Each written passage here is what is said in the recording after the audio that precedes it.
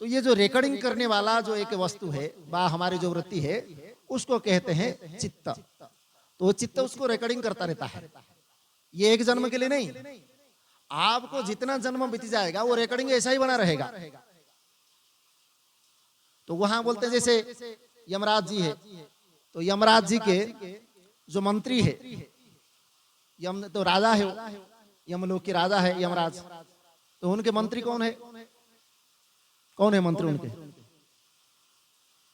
अरे भाई यमराज जी को जो हिसाब किताब बताता है वो मंत्री कौन है?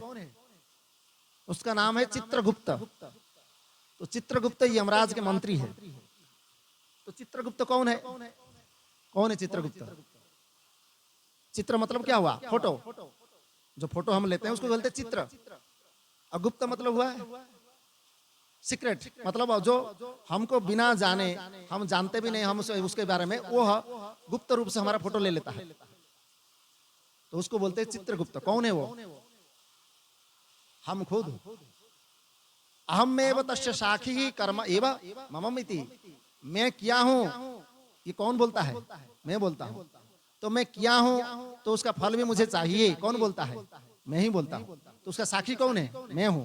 उस कर्म का करने वाला मैं हूं, उस कर्म को जानने वाला मैं हूं, और उस कर्म का फल का भोग भी मुझे ही मिलना है। इसको कहते हैं चित्रगुप्त का फोटो लेना।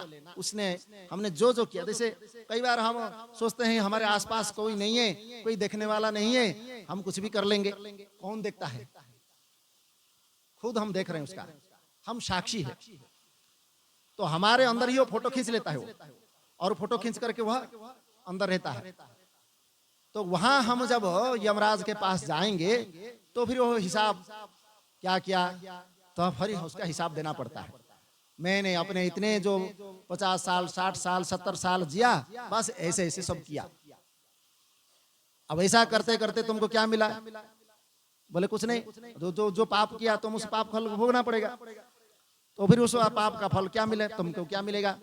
तो पहले फिर यमराज जी बोलते देखो तुमने इतना इतना पाप किया, अब तुम किस पाप का फल भोगोगे बताओ। तो हमने पता, हमने ही साइन किया है, मैं ये किया हूं बोल करके हमने ही उस कर्म में साइन किया, तो हम उसका साक्षी बन गए। अब यहाँ हमने किसी में साइन कर देते हैं तो वो पक्का माना जाता है, प्रमाणित होता है वो।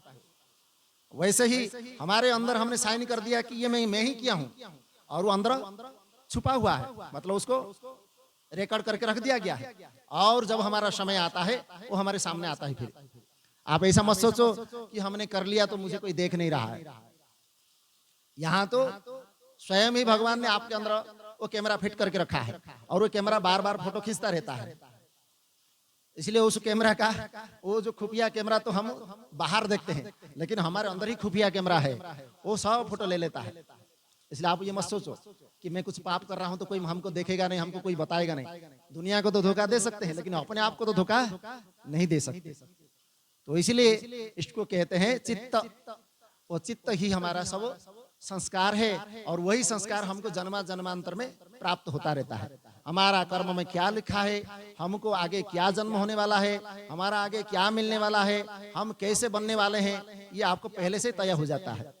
तो इसलिए जीवन में ये सब कुछ हम अपने ही कर्म के परिणाम स्वरूप उसको कहते हैं। इसको कहते हैं बंधन। अर्थात पहले आपने कर्म किया, उस कर्म का फल भी चाहा, और उससे शरीर बना, और बार बार जन्म भी हुआ। इसको कहते हैं बंधन। बंधन मतलब कोई बांध नहीं रहा है, आपने ही कर्म किया, आपने उसको फल को चाहा, और आप ही बार बार जन्म लेने की कोशिश किया, और कर्म के परिणाम स्वरूप आपको बार बार इसी शरीर के रूप में आना पड़ा। तो इसको कहते हैं बंधन। तो इसका मुक्ति भी है कारण है। वही आज का जो विषय यही था, बंधन क्या है और मुक्ति क्या है। तो उसमें